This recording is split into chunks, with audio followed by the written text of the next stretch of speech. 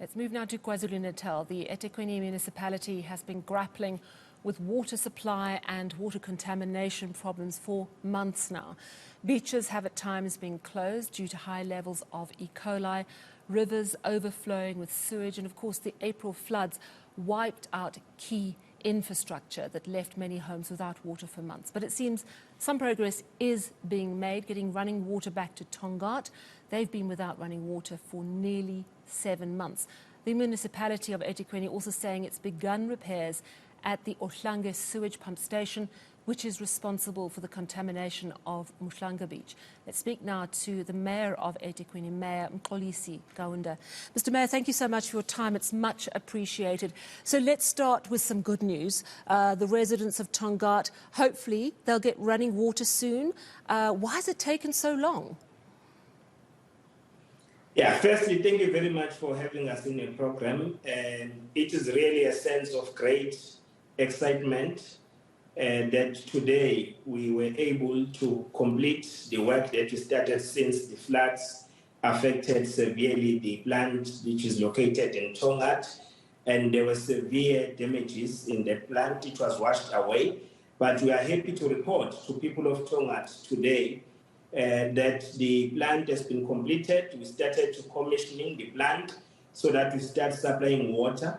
We decided to prioritize people of Hambanati in the township because part of the 5 reservoirs that are part and parcel of this plant, which are supplied by this plant, at least some communities have been receiving some water. But Tongaat in Hambanati, that's where the major crisis has been. So therefore, today we started for 8 hours to fill that particular reservoir, and we appeal to the community that as we are still commissioning this plant, it has never been working for quite a long period. So therefore, it necessitates that we need to be certain about the quality of water in the plant. So we request that the people, for drinking purposes, they must start by boiling the water that we supply up until we are certain and we give a direction that people can now drink water freely. Yeah, fair enough. So you're saying basically just a few more days of patience, boil the water in the meantime while we run tests. Why has it taken nearly 7 months? No, look, if you look at the magnitude of the damage in the plant, it was washed away. We needed to work with Tongaat Hulet because we were unable even to access our plant because the road and the bridge was also washed away. So we had to wait for that construction period, but we expedited the process of appointing the company.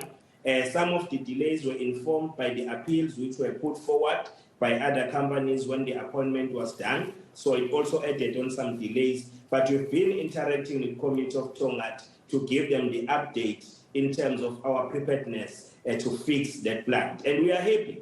This reflects to our capacity and capabilities as the municipality because we anticipated to complete this plant tomorrow, but we completed it today. And we are certain that we'll continue to service our people and restore services to our communities, especially water and sanitation, as we have alluded to the fact that Umgeni pump station, we are also dealing with that particular. Yes, so we'll move on to Umgeni because there's more I want to ask you about the beaches. I want to ask you about Umgeni River in Durban because that's been an ongoing problem. We've seen dead fish, we've seen sewage, and it seems to happen and then stop and then happen and then stop. What actually is the problem and what is the current status of the Umgeni River? You know, the floods added the crisis to our aging infrastructure.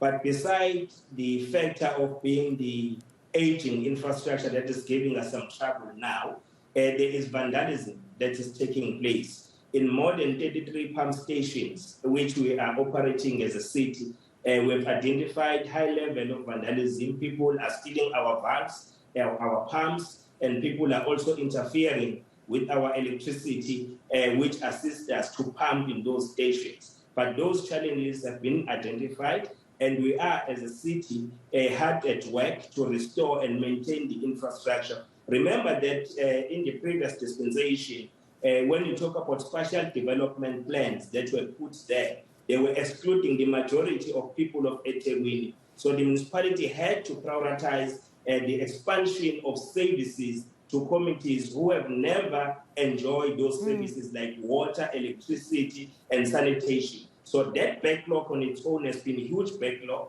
so which then resulted to investing more on capital projects. On the other side, maintenance not to be done as envisaged. But we have resolved those matters. We have also engaged our committees during the budget hearings that will be having some surcharge that will also assist us as a city to have the funding that is directed to the maintenance of our infrastructure. Yeah, and we also heard today from the finance minister in his mini budget that it does seem they're putting more aside for disaster relief budgets, because this is the reality that we're facing. I'm glad you've acknowledged the ageing infrastructure as a problem which preceded the floods, and certainly there has been mismanagement at play. We know that.